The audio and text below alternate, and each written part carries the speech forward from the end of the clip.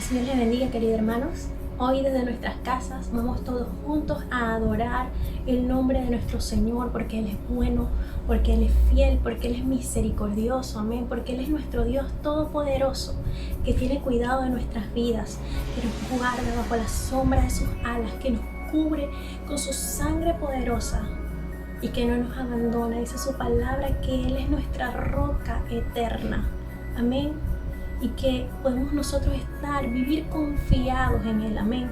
Así que vamos a adorarle ahí donde estamos, vamos a levantar nuestra adoración, que se escuche en el cielo, que en la tierra estamos los hijos del Señor adorando a nuestro Dios, aún en medio de la dificultad, aún en medio del temor que pueda venir a nuestras vidas. En esta hora yo te invito a que tú le digas al Señor: Señor Jesús, lléname de tu presencia, llévate todo temor, llévate todo miedo que haya en mi corazón.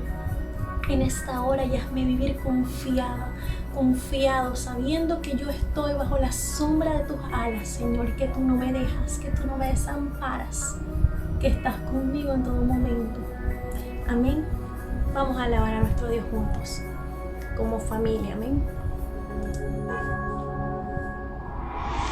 Adoramos, Dios, te exaltamos, Señor, porque no hay nadie como tu Dios, no hay nadie como tu Señor Jesús, ni en el cielo, ni en la tierra, ni aun debajo de la tierra, Dios.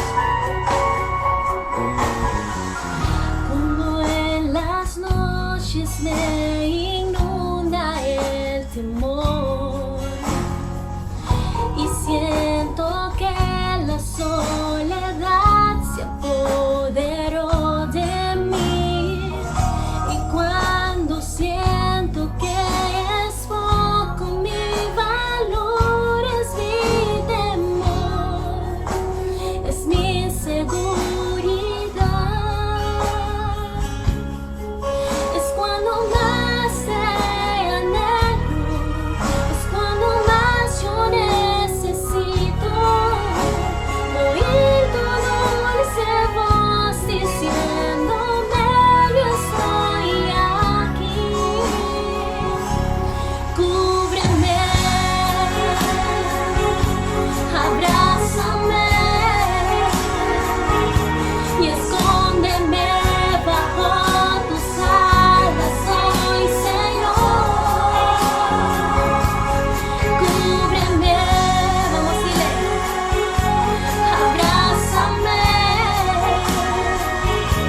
y escóndeme bajo tus alas, oh Señor. No me dejes ir, deja que sienta de tu gracia y de tu amor. Queremos sentir tu abrazo, Señor, y tu respaldo.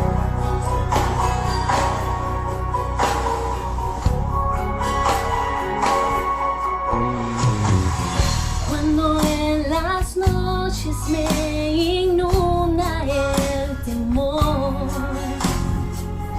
y siento que la soledad se apoderó de mí, y cuando siento que es poco mi valor, es mi temor, es mi seguridad,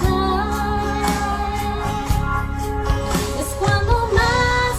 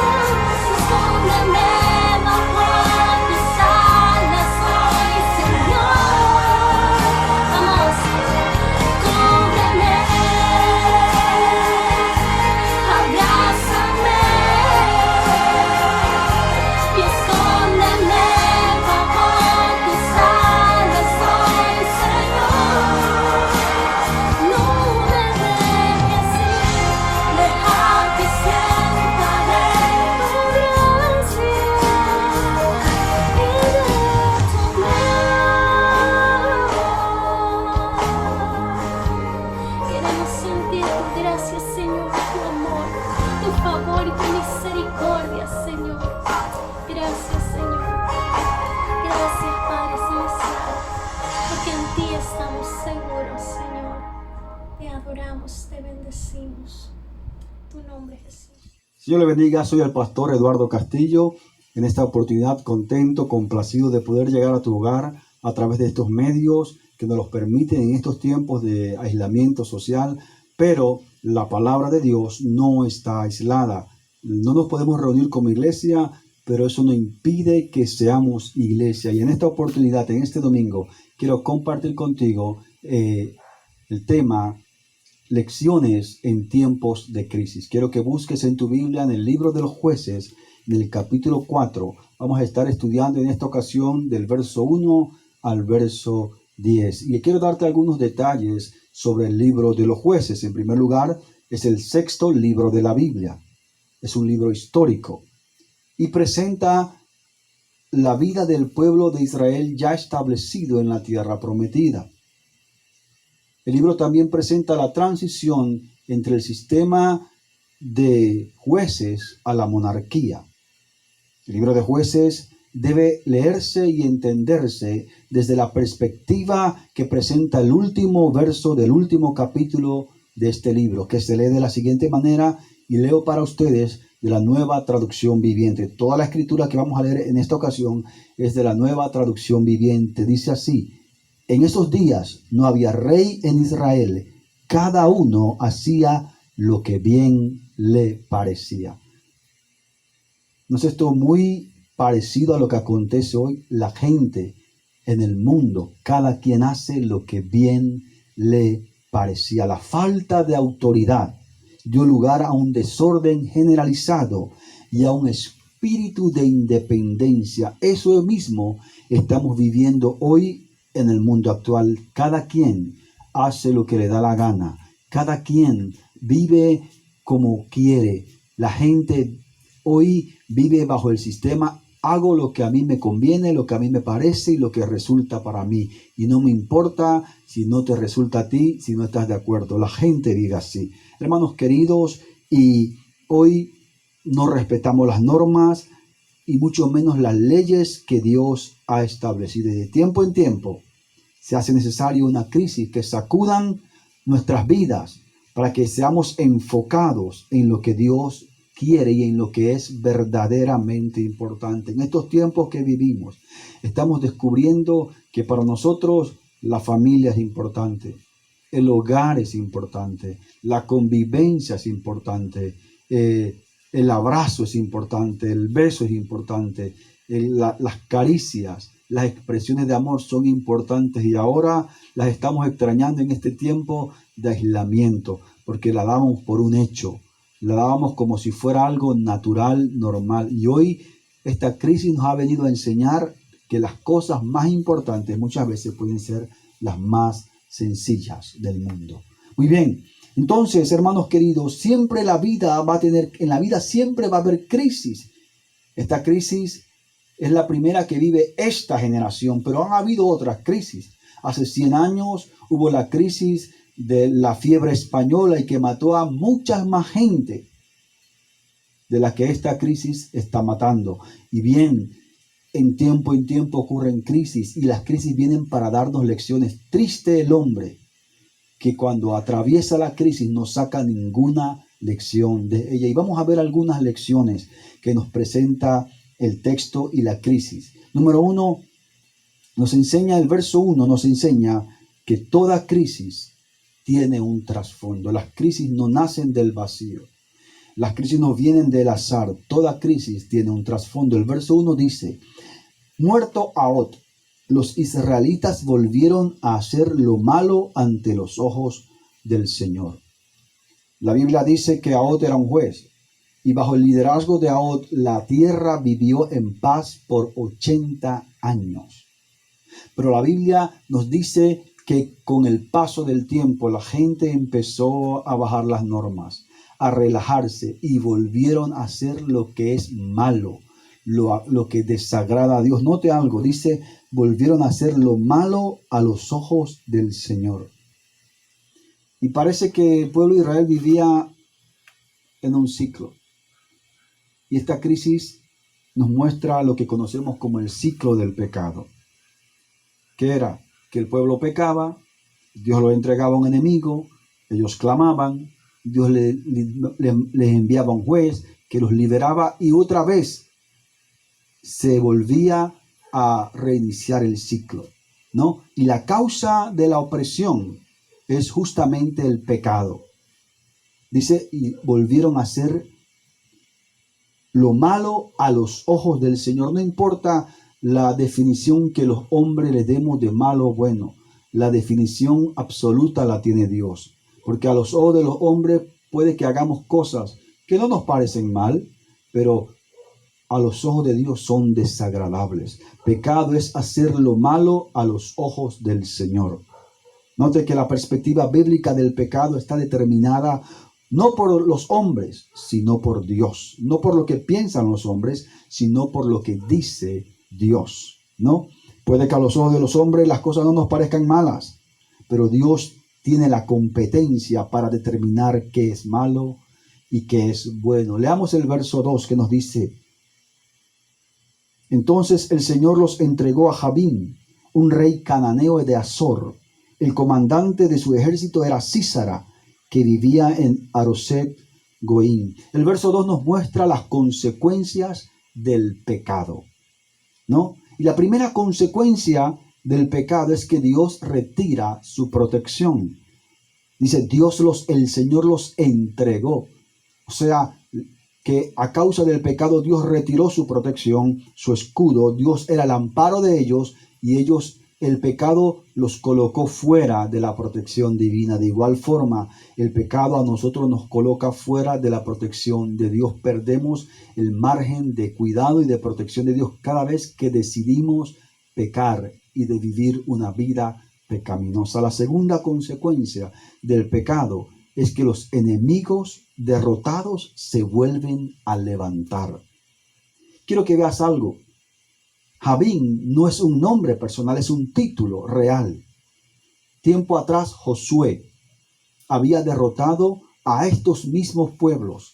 Era una confederación de naciones que se levantaron para impedir el avance del pueblo de Israel a la tierra prometida, y Josué los había derrotado hasta destruirlos a todos. Eso los puedes encontrar en tu Biblia en Josué capítulo 11 del verso del 1 al 6. Josué había derrotado a toda esta gente, pero ahora, a causa de que el pueblo había pecado, estos reyes, estos enemigos que ya estaban vencidos, se volvieron a levantar. Hermanos queridos, cada vez que nosotros decidimos vivir de espaldas a Dios, cada vez que decidimos vivir una vida que no agrada a Dios, enemigos que ya estaban derrotados se vuelven a levantar. Y parece curioso, enfermedades que ya parece que la ciencia y la medicina había vencido en estos últimos tiempos, están volviendo a resurgir. ¿Por qué? Porque el hombre ha abandonado a Dios, porque el hombre ha vivido en pecado, el hombre ha decidido vivir en desobediencia a Dios. Enfermedades que parecían ya vencidas y derrotadas se están levantando, como dice la Escritura, que se van a levantar pestes, muerte y hambruna en todas las naciones antes de que venga el fin. Hay una tercera consecuencia y es la de la opresión. El verso 3 dice: Sísara, que era el capitán del ejército del rey, dice, quien tenía 900 carros de guerra hechos de hierro. O sea, tenía tecnología que el pueblo de Israel no tenía. Dice, oprimió a los israelitas sin piedad durante 20 años. Hasta que el pueblo de Israel clamó al Señor por ayuda. Note, la opresión fue cruda. Dice, los oprimió sin piedad. No tenía piedad, era cruel. Hermanos queridos, era duro. Y esta opresión, dice, duró 20 años. O sea que el año 20 terminó la opresión. Hermanos queridos, y toda opresión que ha estado sobre nuestras vidas en este año 20 se cae, se derriba si buscamos a Dios. Amén.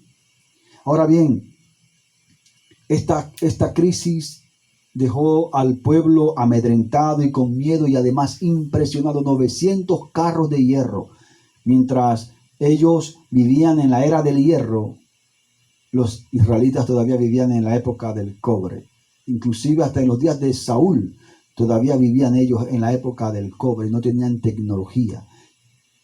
Así que, hermanos queridos, la opresión vino como consecuencia de haber abandonado a Dios. El verso 3 nos muestra la salida, el inicio de la salida. Dice el verso 3, hasta que el pueblo de Israel clamó al Señor por ayuda. La parte final del verso 3 dice, la opresión duró hasta que el pueblo de Israel clamó al Señor por ayuda. Los israelitas empezaron a clamar a Dios. Y la palabra hebrea para clamar significa literalmente gritar, vociferar. Empezaron a clamar a Dios en voz alta, a llorar, a gritar, Dios, ayúdanos, líbranos de la opresión, líbranos de este yugo terrible. Empezaron a clamar, hermanos queridos, y esta opresión, este COVID, esta coronavirus va a empezar a derribarse cuando el pueblo de Dios empiece a clamar, a gritar, a gemir delante del Señor. Mire, algunas verdades acerca del clamor, importantísimas. Primero, no puede haber clamor si primero no hay reconocimiento. Es decir, si no reconocemos que hemos pecado. Ellos empezaron a clamar reconociendo que habían pecado. ¿Sabe qué? En el comentario bíblico Matthew Henry dice algo que me llama la atención al respecto de esto. Dice, los que olvidan a Dios en la prosperidad tendrán que buscarlo en la aflicción. Saben, muchos de nosotros, mucha gente, porque vamos a incluirlo, en ninguna manera podemos nosotros abstraernos del problema. Hemos olvidado a Dios y esta crisis ha venido para decirnos que Dios es prioridad. Muchos nos hemos embriagado en la prosperidad, nos hemos embriagado en las cosas, en el trabajo, nos hemos ocupado en el trabajo y hemos dejado a Dios a un lado. Y esta crisis ha venido a golpearnos en la cara y hacernos saber que Dios es prioridad. Así que ellos clamaron y reconocieron, Señor, hemos pecado. Mire, y en las crisis, si hay algo que es fácil, es perder el foco. Empezar a buscar culpables, a buscar a quién echarle la culpa. No, hermanos, en esta crisis no tenemos que empezar a buscar culpables ni teorías conspirativas. Tenemos que buscar a Dios. Nos hemos apartado de Dios. Tenemos que reconocer, nos hemos alejado de Dios y tenemos que buscar a Dios en clamor, en ayuno, en oración. Amén. Mire, clamar a Dios es prioridad. Hermanos queridos, y siempre que nosotros clamamos a Dios, tenemos que tener una seguridad clara. Dios responde al clamor. Estimado hermano, tú que estás orando, yo quiero decirte en esta hora, Dios tiene una respuesta. Dios no está callado. Él va a responder. Amén. Ahora, Dios no siempre responde como nosotros esperamos. ¿Qué dice el verso 4 al 5? Dice, nos muestra algo. Dios respondió. No siempre como nosotros esperamos. ¿Cómo Dios respondió? Enviando a una mujer. Y el verso 4 al 5 nos habla de Débora, una mujer que tenía liderazgo. Hermanos queridos, y esta lección nos enseña que Débora tenía unas características de liderazgo. Hermanos, y si hay algo importante, es que en las crisis hay que mostrar liderazgo. En la crisis no podemos ser de paños tibios, no podemos llorar atemorizados, no podemos desvanecernos, tenemos que sacar el liderazgo. Amén. Y el verso 4 al 5 nos muestra la importancia del liderazgo en las crisis. Dice allí, Débora, la esposa de Lapidot, era una profetisa que en ese tiempo juzgaba a Israel. Solía sentarse bajo la palmera de Débora entre Ramá y Betel, en la zona montañosa de Efraín. Y los israelitas acudían a ella para que los juzgaras. Hermanos queridos, tiempos de crisis hacen surgir líderes. En este caso fue una mujer, Débora. Era un liderazgo atípico, es decir, algo extraño, diferente, que en ese tiempo una mujer liderara una mujer fuera juez. Esa era una cosa completamente extraña. Hoy en día es natural, tenemos presidentas o primer ministros que son mujeres, pero en ese tiempo era algo atípico. Amén. Débora significa abeja. Hermanos queridos, y debemos tener bien claro que Dios puede hacer surgir líderes de la gente que menos nosotros esperamos. Y vamos a ver algunas características del liderazgo de Débora. En esta hora, yo quiero que tú sepas, hermano querido, que tú debes tomar liderazgo en tu casa.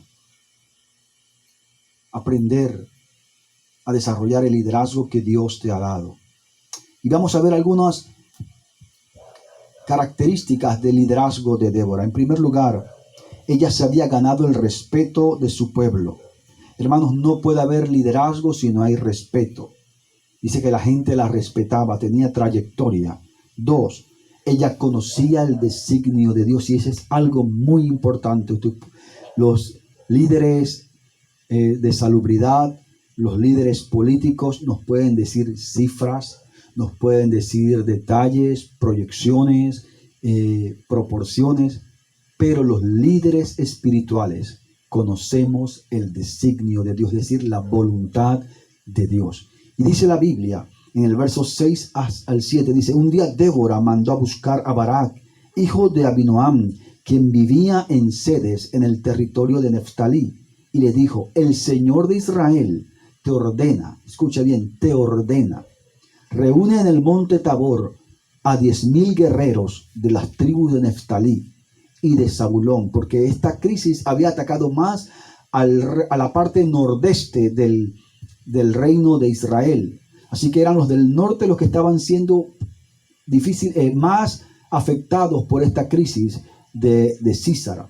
Dice la Biblia: únelos, búscalos. Verso 7, y yo haré que Sísara, el comandante del ejército de Jabín, vaya al río Sison junto a sus carros de guerra y a sus guerreros. Allí te daré la victoria sobre él. Entonces Débora tenía revelación de la voluntad del Señor. Sabía que iba a hacer. ¿Sabes qué? Ve, porque Dios te va a dar la victoria. El Señor lo va a traer al arroyo de Sison y allí tú los vas a derrotar. El viernes vimos que Dios les dijo: no habrá para que ustedes peleen, pero acá le está diciendo: ustedes van a pelear y yo les voy a dar la victoria. Hermanos queridos, sea que Dios pelee por ti, o sea que Dios pelea a través de ti, igual vas a obtener la victoria. Amén. No solamente tenía revelación de la voluntad de Dios, ella también sabía lo que se tenía que hacer y quién debía hacerlo. Note que ella llamó a Sísara, a Barak. Y Barak significa, es un nombre hebreo y significa relámpago. O sea, alguien que iba a atacar rápidamente. Su nombre era Barak y él significa el relámpago. Así que, hermanos queridos, Dios te va a utilizar en esta crisis como el relámpago de Dios. Tú vas a tener victoria porque vas a venir sobre los enemigos que están levantándose como el relámpago. Él iba a reunir 10,000 guerreros. Así que Débora sabía qué se debía hacer y quién debía hacerlo. En nuestras casas, en nuestras iglesias, necesitamos ese tipo de liderazgo. Que conozca, que tenga reputación, que tenga respeto, que conozca la voluntad de Dios y que se sepa lo que se tiene que hacer y quién tiene que hacerlo.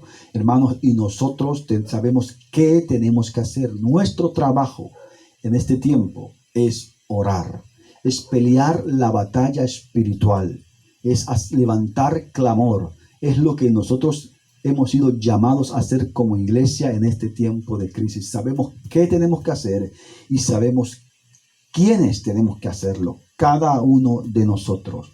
Así que también su liderazgo generaba seguridad. Amén. Barak le dijo a Débora: ¿sabes qué? Yo voy a ir, pero necesito que tú me acompañes. Ella le dijo: tú vas a tener la victoria. No solo el liderazgo daba seguridad, también brindaba apoyo. El verso 8 al 9 dice: Barak le dijo: yo iré, pero solo si tú vienes conmigo. Muy bien, dijo ella, iré contigo.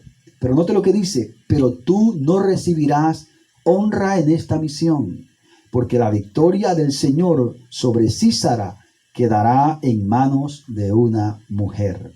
Yo creo que en este tiempo Dios va a levantar mujeres para obtener victoria, para que obtengan victoria sobre los enemigos. Dice así: así que Débora fue con Barak a Cedes. En Cedes Barak reunió a las tribus de Zabulón y de Neftalí y a 10,000 guerreros. Subieron con él y Débora también le acompañó. Así que el liderazgo de Débora era respetado, ¿sí? Tenía convicción, tenía seguridad, sabía qué se tenía que hacer, tenía revelación, daba apoyo y brindaba seguridad. Es la clase de líderes que hoy necesitamos, que se necesita en este tiempo de crisis. Es la clase de líderes que necesitas ser para tus hijos, para tus familiares, para los vecinos. Uno que dé seguridad, que sepa lo que hay que hacer, porque primero ha buscado a Dios y conoce la voluntad de Dios. ¿Cómo termina esta historia? Pues la historia termina en que Barak termina derrotando al enemigo, a Sísara, con todos sus carros errados, con toda su tecnología. Barak, el relámpago de Dios, termina derrotando. Pero ¿sabe qué? El rey Sísara salió huyendo y fue a esconderse cansado en una tienda de una joven. Y esta joven, él estaba cansado y la joven se llamaba Jael. Y él, cansado, hambriento, agotado, fatigado, va y le pide: escóndeme y dame algo de beber porque tengo sed. Y ella le dice: no tengo agua, pero tengo leche agria. Y lo llena de leche agria, y él, del cansancio, se duerme tan profundamente que no se da cuenta cuando Jael, descendiente del suegro de Moisés, va y le agarra y lo mata. Se cumple la palabra de Débora: la victoria va a ser en manos de una mujer. Jael eliminó al opresor, a Sísara, una mujer. Aunque Barak tuvo la victoria en el ejército, en la guerra, al enemigo lo mató Jael, una mujer. Y Dios en este tiempo va a levantar las mujeres. Las que piensan que no tienen liderazgo van a ser levantadas para derrotar al enemigo, al opresor. Yo quiero terminar dando algunas aplicaciones importantes de esta historia. Número 1. La desobediencia a Dios y el abandono de sus normas nos colocan bajo el juicio. Cada vez que nosotros decidimos voluntariamente abandonar a Dios y las normas de Dios, nos colocamos bajo el juicio. Segundo, en tiempos de crisis debemos volvernos a Dios en clamor y arrepentimiento. No es el tiempo para buscar culpables, es el tiempo para reconocer nuestra condición y pedir perdón y volvernos a Dios en arrepentimiento y en clamor. La tercera lección es que debemos cortar de raíz las cosas que en nuestras vidas activan todo ciclo de opresión. Vamos a orar en este tiempo. Quiero invitarte a orar. Allí donde estás en tu lugar, acompáñame a orar. Cierra tus ojos y ayúdame orando. Padre Celestial, en este tiempo venimos delante de ti, creyendo tu palabra, que tú nos das victoria sobre todo enemigo. Padre, que este enemigo que es pequeño, que es un virus, va a ser derrotado. En el nombre de Jesús pedimos, Señor, clamamos que sea derrotado, que desaparezca, que se destruya en el nombre de Jesús. Pero también oramos, Señor, para que en este tiempo tú levantes Déboras, Jael, Barak, hombres y mujeres de Dios, que aunque a la vista de la gente parezcan débiles, se levante con un liderazgo poderoso, un liderazgo que traiga seguridad, un liderazgo que traiga convicción, que tenga respeto y que conozca la voluntad de Dios. Señor, no estamos para improvisar, no estamos para adivinar, estamos para conocer la voluntad de Dios. Y en este tiempo pedimos el conocimiento de tu voluntad, que te reveles, Señor, sobre esta crisis, cómo salir de ella, Señor. Y tú nos has revelado que de esta crisis salimos, no solamente acatando las normas que nos dan los estamentos de salud y de seguridad. De esta crisis salimos aplicando la palabra de Dios, sabiendo que tenemos un Dios todopoderoso que nos liberta, que nos cuida, que nos ayuda, que nos levanta, pero también salimos de esta crisis en obediencia y en el conocimiento, Señor, de que tenemos seguridad de que tú nos das la victoria. Sabemos qué hacer y sabemos quiénes tenemos que hacerlo y qué tenemos que hacer. Te damos gracias, Señor, en tu nombre. Amén. Señor, te bendiga.